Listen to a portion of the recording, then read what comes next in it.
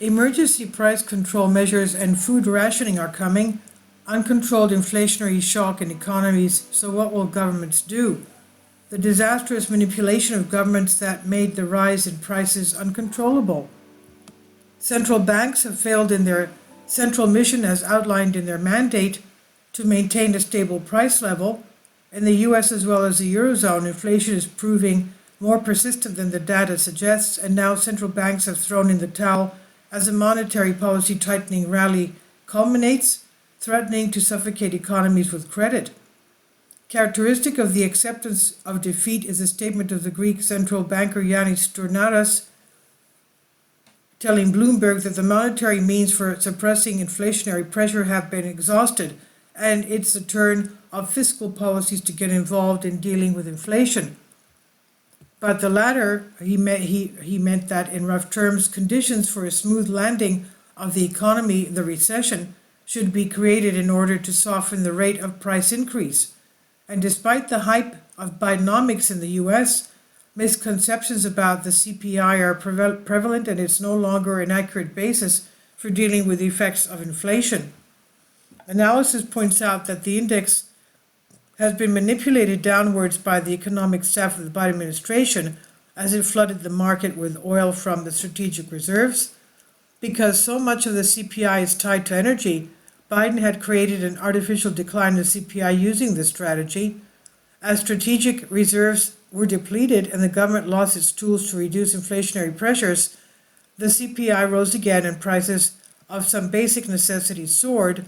That's what happened, with the biggest jump in the CPI in 14 months, and gas prices returning to their all-time highs.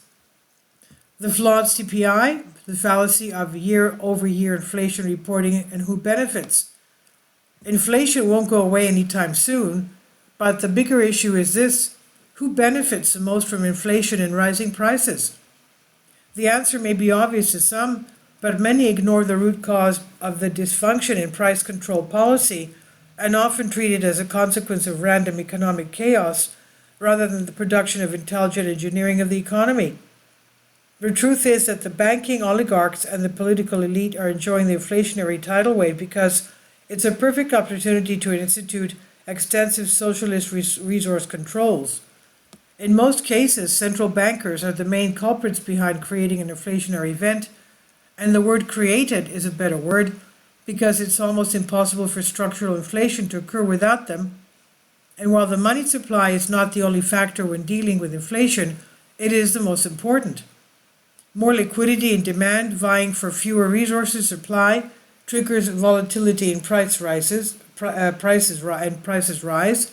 Central banks have many excuses as to why they need to collect more dollars or pesos or pounds or marks, but there's no doubt that they know what the end result will be. It's happened too many times in the past for them not to know. Federal Reserve focuses monetary policy on fighting inflation in the US and the predictable domino. Please subscribe to my channel and please ring the bell for updated videos, because a lot of my subscribers are complaining that they're not getting my videos. And thank you for your support. Now going back to this, these events involving the price formation process and intensifying inflationary pressure sets off a predictable domino effect on society as well as economy and financial system. Rising prices, reduced savings, widening poverty, rising crime and rallying interest rates. Then in most cases there are failed interest rate hikes, more inflation, more hikes, a reduction in foreign investment in debt, currency spending, sinking consumer spending, and spurring job losses. The same pattern was seen in the 1920s Weimar Germany to 1970s America to 1990s Yugoslavia to 2000s Argentina to Venezuela beyond. So what happens next?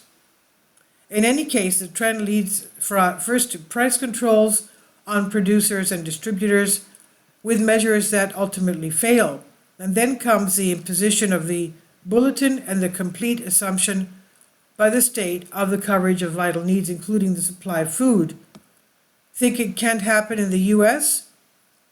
Has already. In 1971, Richard Nixon issued Executive Order 11615 based on economic stability Act enacted in 1970. The decree freezes wages and prices for 90 days in order to tackle inflation.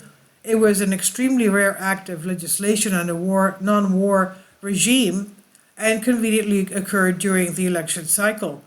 And keep in mind that the real inflationary crisis had not happened yet, but price controls give the markets a short-term boost and Nixon an election victory.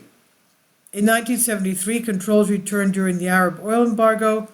1971, Nixon's famous price freeze did stop inflation, and they failed and led to long-term gas price inflation. General Ford then asked American businesses to institute price controls as part of his Whip Inflation Now campaign. It was heavily criticized and even ridiculed by then young Joe Biden. And finally, Jimmy Carter introduced price and wage guidelines and controls that rewarded businesses that raised prices below a specified percentage. Any businesses that raised prices above the rate and had pre-tax profits above the previous 2 years would be facing penalties. Under no circumstances could a firm increase dollar profit by more than 6.5% unless it was due to increase unit sales volume. This plan, of course, also failed to stop inflation. And eventually the Fed had to raise interest rates as high as about 20% in 1980-81 to stop the spiraling inflation, which led to the bankruptcies of thousands of businesses and high unemployment. Inflation is now at 30-year highs, and here's how it hurts past presidents. WBEZ Chicago, Walmart chief, serious inflation coming to the U.S. It's a vicious cycle. The problem is simple. Price controls lead to a loss of the incentive to profit, which in turn leads to a reduction in production. Reduced production leads to less supply leads to higher prices. The political class rarely confronts the real cause of the inflationary crisis, the government and central banks. Instead, they try to blame free markets, greedy business, and profiteering in times of social malaise. Unfortunately, the pattern is repeating itself today as it is now becoming clear to the public that central bank rate hikes are not having a significant effect, and the public is still paying between 25 to 50% more for the majority of goods they buy compared to before since 3 years. With inflation on the rise, many leftist governments are now openly discussing price controls. The mandate of Justin Trudeau. Recently, Canada's Justin Trudeau ordered the country's leading grocery chains to cut prices while warning them not to pursue higher profits, implying they're the cause of inflation. In Canada, grocery store margins are actually flat due to rising costs. And if we look only at gross profits without taking into account inflation and producer costs, as well as in transportation, distribution, and wages, then it can appear that these companies are hoarding liquidity. There's no evidence to support this claim. What Trudeau is doing is playing stupid while engaging in a very clever scapegoating strategy. It's the government and central bankers that are fundamentally cause of inflation, but blaming individual business sectors lays the groundwork to legitimize government price controls. When these fail and create a supply crisis on the supply side to shape the price, then it will introduce the coupon, and once the government has bound the public to accept unprecedented elite intervention, then it will control the entire population's access to food and basic necessities. The same agenda is underway in America, but pursued at the city and state level. For example, Chicago Socialist Mayor Brandon Johnson just announced plans for the city to build government-run grocery stores where food outlets are missing. These are places where a combination of inflation and theft has forced grocers out of some areas of the city. The Chicago program will include price control measures, and there is ample opportunity for these institutions to use the bond. The imposition of a ticket or a coupon. Similar plans are being considered in other cities of the country. Can you imagine this? In other words, leftist governments are scaring businesses while planning to replace essential services with government functions.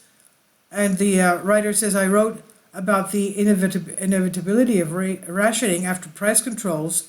The food coupon, generally the ticket, generally comes with price controls fail. When price controls fail, It's been a long time since the US has faced these kinds of conditions, but it's likely that we will in the near future.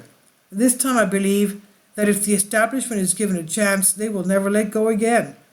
Grading could also be used to entice the public to accept universal basic income, UBI, and central bank digital currencies, CBDCs. Government food distribution centers can easily limit purchases of goods to a limited list of items and also require payment using specific methods such as digital currencies.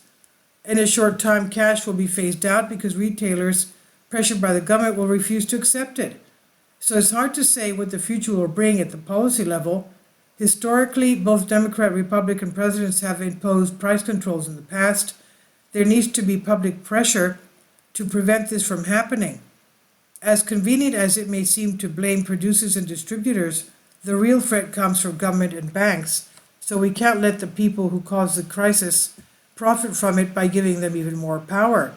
This is by Banking News, and I've translated this for you from a Greek article. Please leave your comments, and thank you for your support. Please support my Patreon account. The daily posts are 5 videos daily, and they are totally different from what I have on my YouTube channel. Thank you so much for your support, and that you find all my content so interesting. You'll find the Patreon account details in the description box below.